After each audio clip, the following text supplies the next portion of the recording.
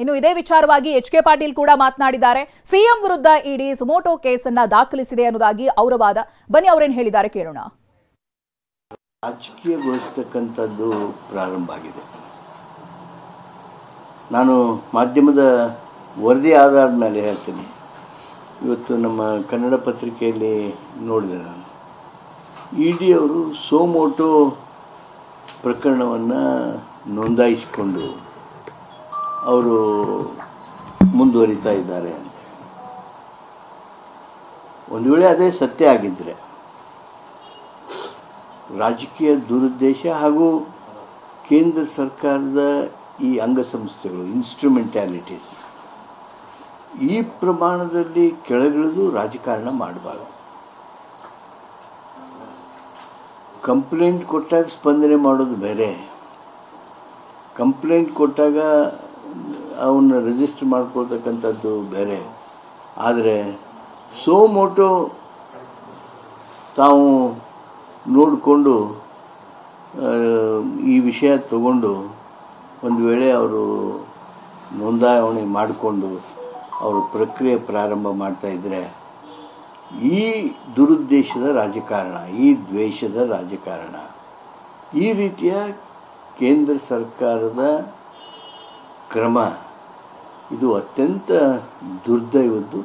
ಹಾಗೂ ಇಂಥ ಕ್ರಮಗಳಿಗೆ ಬಹಳಷ್ಟು ಜನರ ಆಕ್ರೋಶವನ್ನು ಸಂಬಂಧಿತರು ಕೇಂದ್ರ ಸರ್ಕಾರ ಎದುರಿಸಬೇಕಾಗ್ತದೆ. ರಾಜಕೀಯಗೊಳಿಸತಕ್ಕಂಥದ್ದು ಪ್ರಾರಂಭ ಆಗಿದೆ.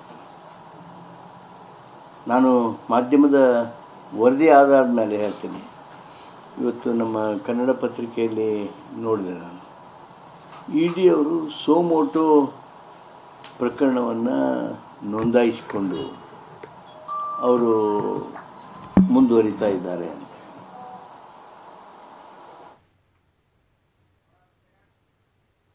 ಗಾಸಿಗೊಂಡು ಪಾರ್ವತಿಯವರು ಸೈಟ್ ಅನ್ನ ವಾಪಸ್ ಮಾಡಿದ್ದಾರೆ.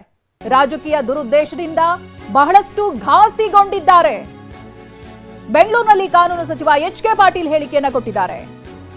ಸಿಎಂ ಸಿದ್ದರಾಮಯ್ಯ ಪತ್ನಿ ಪತ್ರವನ್ನ ರವಾನಿಸಿದ್ದಾರೆ. ಒಬ್ಬ ಗೃಹಿಣಿಗೆ ಮಾನಸಿಕ ಆಘಾತ, ಅಪಪ್ರಚಾರದಿಂದ ಮಾನಸಿಕವಾಗಿ ಘಾಸಿಗೊಂಡಿದ್ದಾರೆ ಅವರು ಅಂತ ಎಚ್.ಕೆ. ಪಾಟೀಲ್ ಹೇಳಿದ್ದಾರೆ.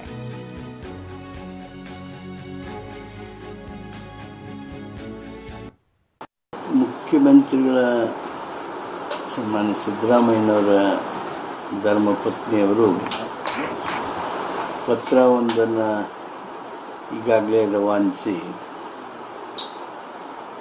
ಅವರಿಗೆ ನೀಡಿದ್ದ ಮೂಡಾ ಸೈಟ್ಗಳನ್ನು ವಾಪಸ್ ಮಾಡ್ತಾ ಇದ್ದೀನಿ, ತೆಗೆದುಕೊಡ್ರಿ ಅಂತ ಹೇಳಿ ಅವರು ಬರೆದಂಥ ಪತ್ರವನ್ನು ತಮ್ಮ ಮಾಧ್ಯಮಗಳ ಮುಖಾಂತರ ನೋಡಿದರು. ಅವರ ಪತ್ರದ ಕೆಲವು ವಿವರಗಳನ್ನು ನೋಡಿದರೆ ನಿಜವಾಗಿಯೂ ಒಬ್ಬ